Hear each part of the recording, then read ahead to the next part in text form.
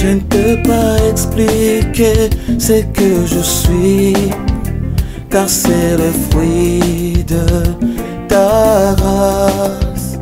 Pour tout le bienfait immérité, mais que j'ai goûté, c'est ta grâce. Ta grâce a fait de moi ce que je suis. Ta grâce. Dieu Tout-Puissant, quand mon cœur considère tout l'univers créé par ton pouvoir, le ciel d'azur, les éclairs, le tonnerre, le clair matin ou les ombres du soir. De tout mon être alors s'élève un chant. Dieu Tout-Puissant, que tu es grand. De tout mon être alors s'élève un chant. Dieu Tout-Puissant, que tu es grand, que tu es grand, que tu es grand. Gloire à l'Éternel, nous remercions Dieu pour son amour, sa fidélité. Aujourd'hui, nous voulons poursuivre notre message que nous avions commencé le 28 juin. Aujourd'hui, nous sommes déjà le 5 juillet. Nous voulons poursuivre ce message sur ce thème « Si mon peuple ». Là, nous parlions de la dédicace du temple où Salomon pria et Dieu apparut à Salomon.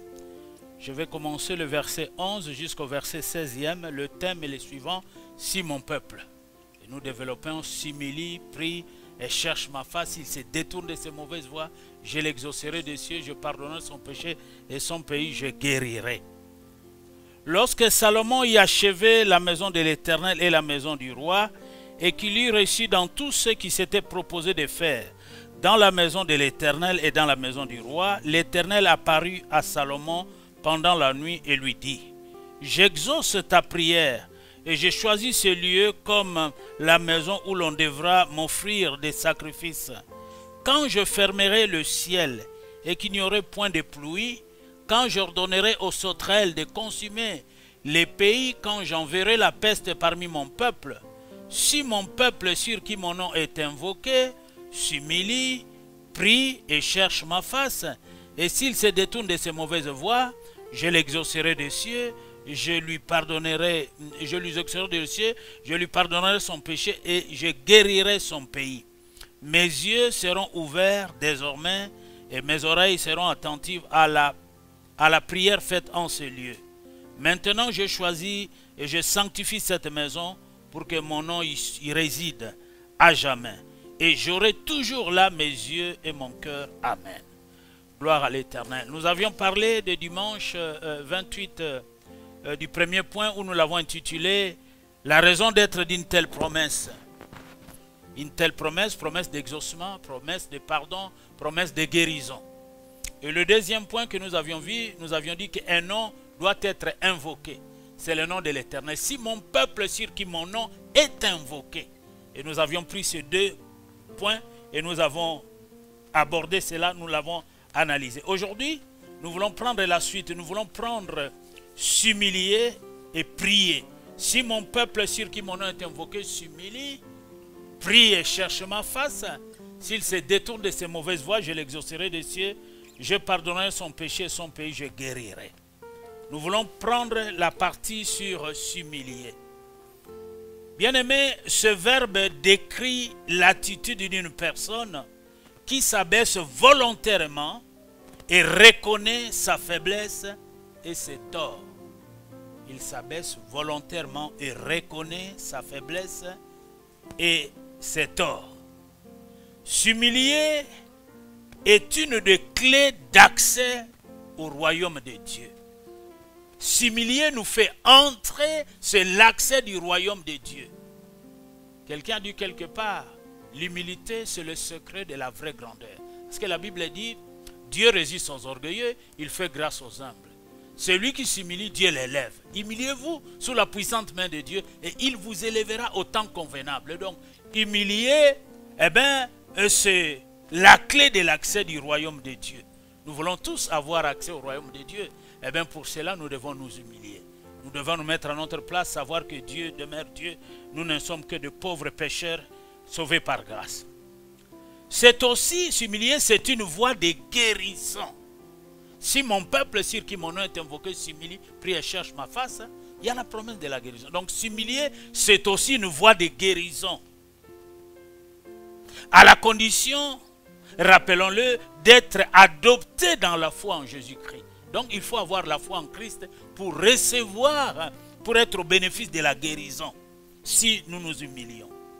Dans Jacques 4, 6, il est dit ceci, « Dieu résiste aux orgueilleux, mais il fait grâce aux humbles. » Voulons-nous obtenir la grâce de Dieu, soyons humbles. La Bible dit quelque part dans Philippiens, je crois chapitre 2, le verset 5 jusqu'à 11. Ayez en vous le sentiment qui était en Christ, le sentiment d'humilité. Il n'a pas regardé son égalité avec Dieu comme une proie arrachée, mais il s'est humilié lui-même en se rendant obéissant jusqu'à la mort de la croix. Voilà pourquoi Dieu l'a souverainement élevé et lui a donné le nom qui est au-dessus de tout nom, afin qu'au nom de Jésus, tout genou fléchisse et toute langue confesse que Jésus est Seigneur. Donc l'humilité est quelque chose de très important dans la vie, dans la marche chrétienne. S'humilier est cité ici avant de prier.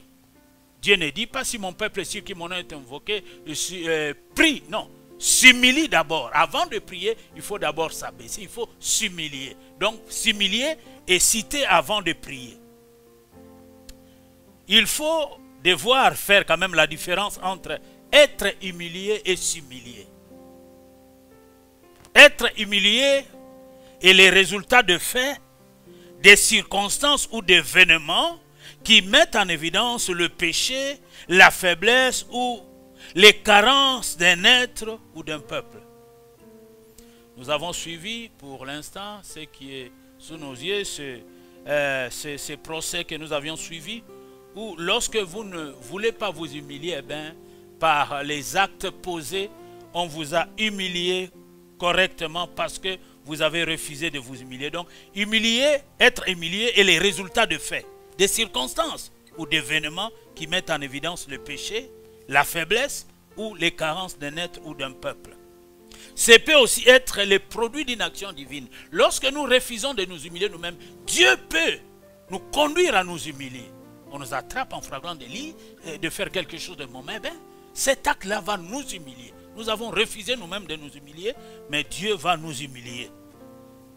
S'humilier est une action volontaire. L'homme donc s'abaisse devant Dieu de son plein gré. Il reconnaît son état de pécheur. Nous pouvons voir ça dans Juge, chapitre 6e, le verset 29. 29, 6, 29. Si un homme, si tout ton peuple d'Israël fait entendre des prières et de supplications, et que chacun reconnaisse sa plaie et sa douleur, et étende les mains vers cette maison, exauce-les des cieux, du lieu de ta demeure, et pardonne. Rends à chacun selon ses voies, toi qui connais le cœur de chacun, car seul tu connais le cœur des enfants des hommes. Amen. Et aussi, s'humilier, l'homme, comme je disais, reconnaît son état, et son état, donc nous venons de le lire, de Chroniques 6, 29. L'homme ne conteste pas devant l'autorité de la parole de Dieu. L'homme ne doit pas contester devant l'autorité de la parole de Dieu. La Bible s'explique par elle-même. Nous allons prendre dans 2 Chroniques, chapitre 34. chapitre 34 et le verset 27. 34, 27. Il s'agit bien de Amon, roi de Juda. Réforme de Josias, 34, le verset 27. Nous commençons même au verset 23. Ainsi parle l'Éternel, le Dieu d'Israël. Dites à l'homme qui vous a envoyé vers moi. Ainsi parle l'Éternel. Voici, je vais faire venir des malheurs sur ce lieu et sur ses habitants. Toutes les malédictions écrites dans le livre qu'on a lu devant le roi de Juda. Parce qu'ils m'ont abandonné et qu'ils ont offert des parfums et d'autres à d'autres dieux, afin de m'irriter par tous les ouvrages de leurs mains. Ma colère se répandit sur ce lieu et elle ne s'éteindra point. Mais vous direz au roi de Juda et qui vous a envoyé pour consulter l'Éternel, ainsi parle l'Éternel, le Dieu d'Israël, au sujet des paroles que tu as entendues. Le verset 27. Parce que ton cœur a été touché, voilà. Parce que tu t'es humilié, voilà, devant Dieu en entendant les paroles contre ce lieu et contre les habitants, parce que tu t'es humilié devant moi, parce que tu as déchiré tes vêtements et que tu as pleuré devant moi, moi aussi j'ai entendu, dit l'Éternel, et je te délivrerai. Amen. Donc, s'humilier est une action volontaire.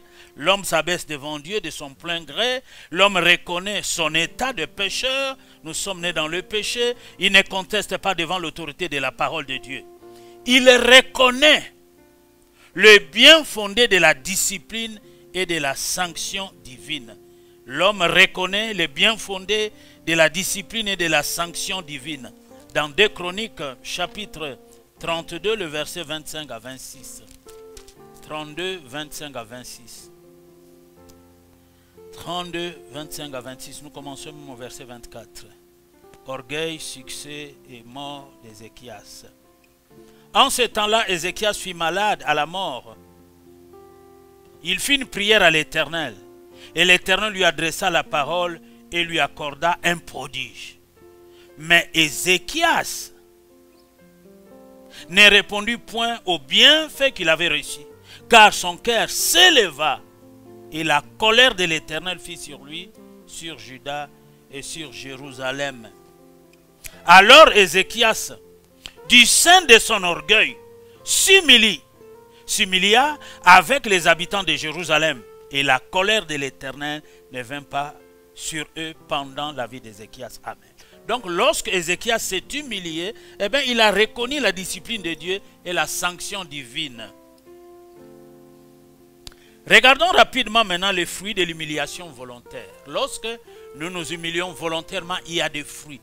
L'humiliation volontaire honore Dieu et Dieu nous demande de porter des fruits.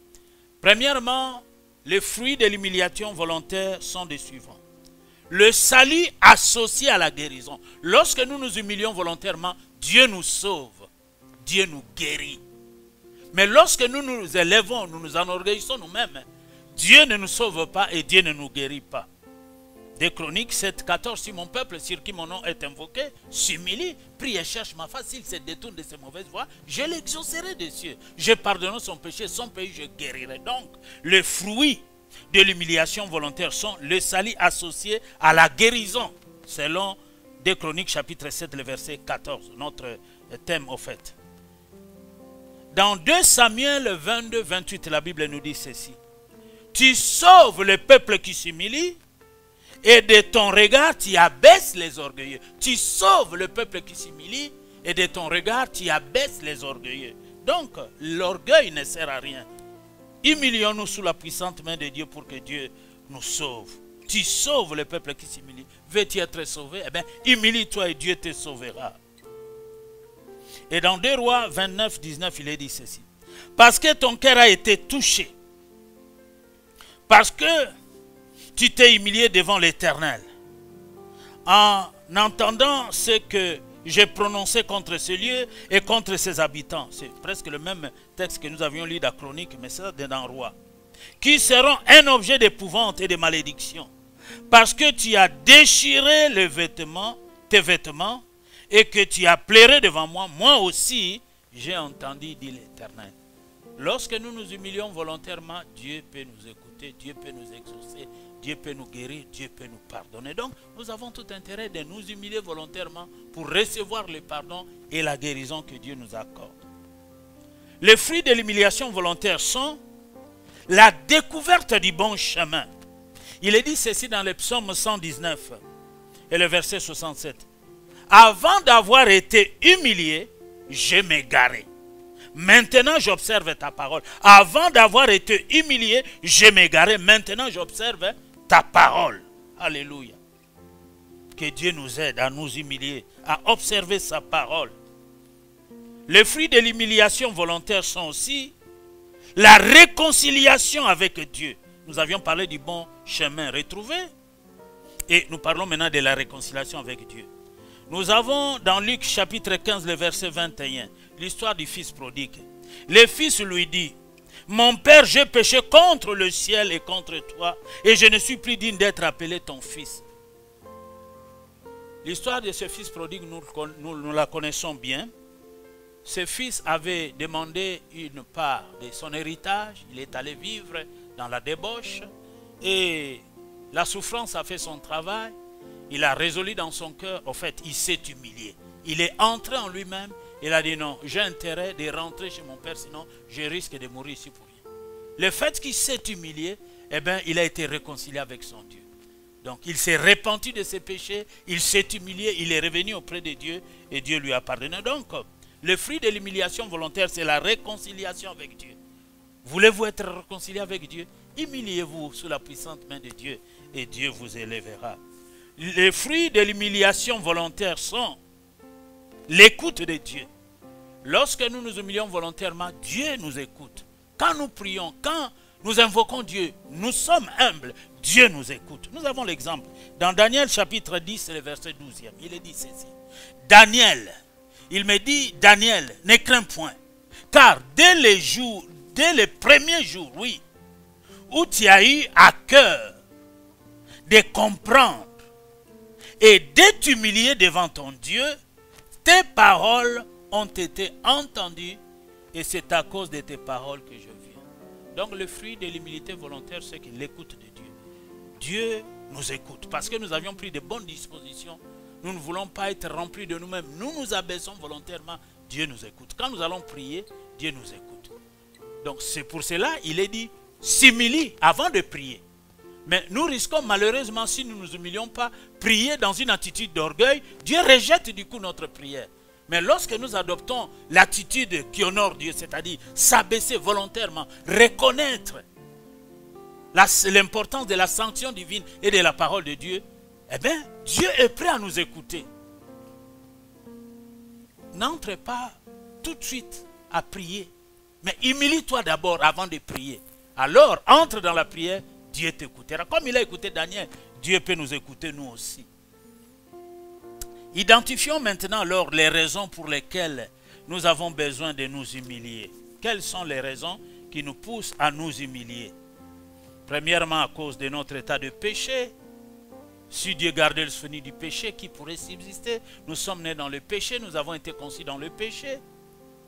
Le manque d'amour. Le Seigneur nous dit, tu aimeras Dieu de tout ton cœur, de toute ton âme, tu aimeras ton prochain comme toi-même. Nous faillissons souvent dans ces domaines-là.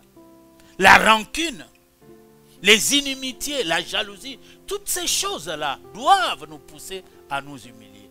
Et ces choses-là font partie de notre lot quotidien.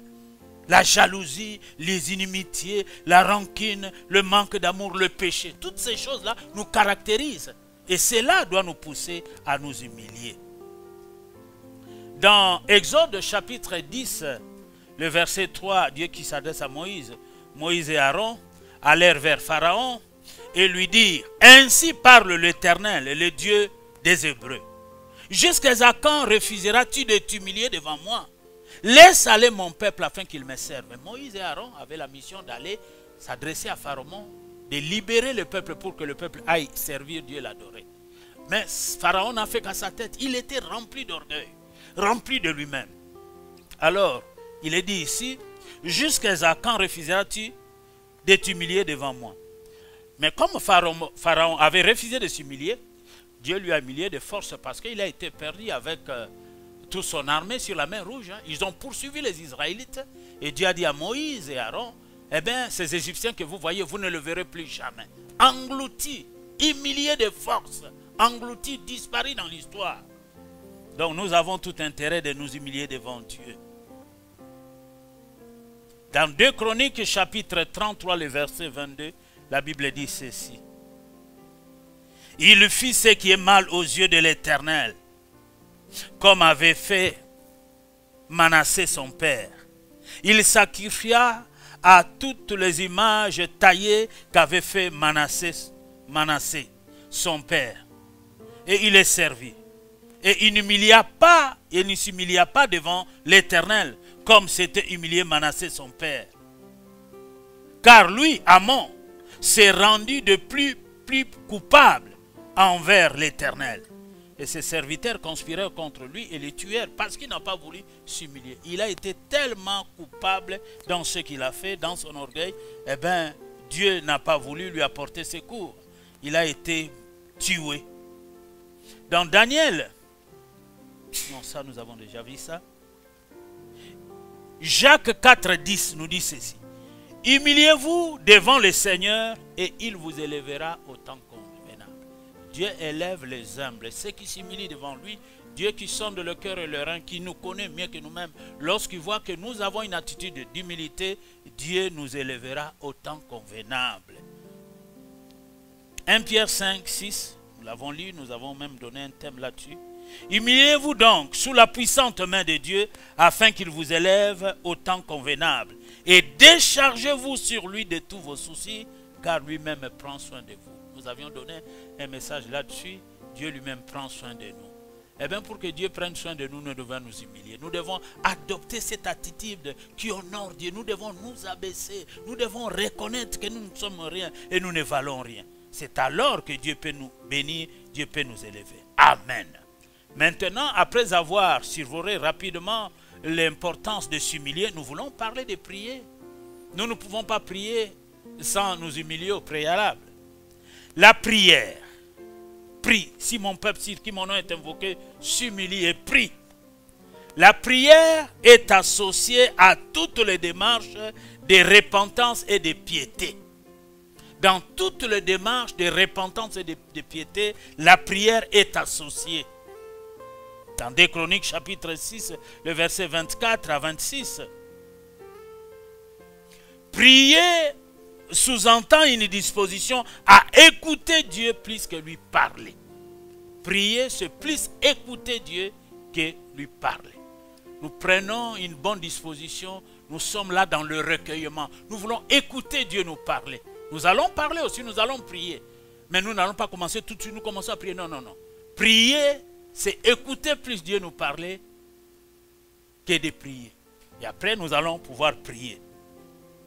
C'est formuler donc prière, des demandes inspirées par le discernement du besoin spirituel dans lequel on est.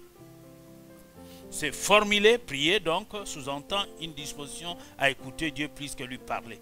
C'est formuler des demandes inspirées par le discernement du besoin spirituel dans lequel on est. Tu es dans quel besoin spirituel maintenant? Alors prie d'une manière inspirée. Recueille-toi. Reste dans la présence de Dieu. Écoute Dieu te parler. Et laisse-toi maintenant orienter. Prie selon l'Esprit de Dieu. Eh bien, ceci va, bien aimé, au-delà des besoins matériels ou physiques, ainsi que de la recherche du seul secours divin. Je dis, ceci va au-delà des besoins matériels ou physiques. Lorsque nous prions, c'est au-delà des besoins matériels ou physiques, ainsi que de la recherche du seul secours divin. Prier, c'est être en communion avec Dieu. Prier, c'est avoir une bonne relation avec Dieu. Nous avons besoin d'une bonne relation avec Dieu. Nous ne prions pas seulement pour demander l'argent ou le travail ou quelque bien que ce soit. Nous ne prions pas seulement pour chercher un secours divin. Nous prions parce que nous l'aimons. Nous prions parce que nous voulons garder une bonne communion avec Dieu. Alléluia. Nous ne prions pas seulement avec intérêt à la recherche de quelque chose. Non. La Bible dit prier sans cesse, prier continuellement. Et la Bible dit dans Philippiens chapitre 4, le verset 6, ne vous inquiétez de rien, mais en toute chose, faites-moi connaître tous vos besoins par des prières, des supplications et des actions de grâce. Et la paix de Dieu qui surpasse toute intelligence, toute connaissance, gardera vos cœurs et vos pensées en Jésus-Christ. Donc, nous allons nous arrêter là pour aujourd'hui. Il faut donc oser demander à Dieu de nous venir en aide et de nous secourir en toutes choses. J'ai dit, il faut donc oser demander à Dieu de nous venir en aide et de nous secourir en toutes choses. Faisons connaître à Dieu tous nos besoins par des prières, des supplications et des actions de grâce. Et la paix de Dieu qui surpasse toute intelligence, toute connaissance, gardera nos cœurs et nos pensées en Jésus-Christ. Il faut lui exposer les domaines dans lesquels il faut son assistance et sa guérison. Et tout cela, c'est dans la prière. Mais d'abord, nous nous recueillons, nous écoutons Dieu et puis nous demandons à Dieu d'une manière inspirée. Nous disions ceci dans Philippiens 4 et 6, donc ne vous inquiétez de rien, mais en toute chose faites connaître vos besoins à Dieu par des prières, des supplications, des actions de grâce. Et la paix de Dieu qui surpasse toute intelligence, toute connaissance, gardera vos cœurs et vos pensées en Christ. Et aussi dans le psaume 6, le verset 3, il est dit ceci, « Aie pitié de moi, Éternel, car je suis sans force. Guéris-moi, Éternel, car mes os sont tremblants. Aie pitié de moi, Éternel, car je suis sans force. Guéris-moi, Éternel, car mes os sont tremblants. » Et Jérémie 17, 14 nous dit ceci pour conclure sur cet aspect de la prière. « Guéris-moi, Éternel, et je serai guéri.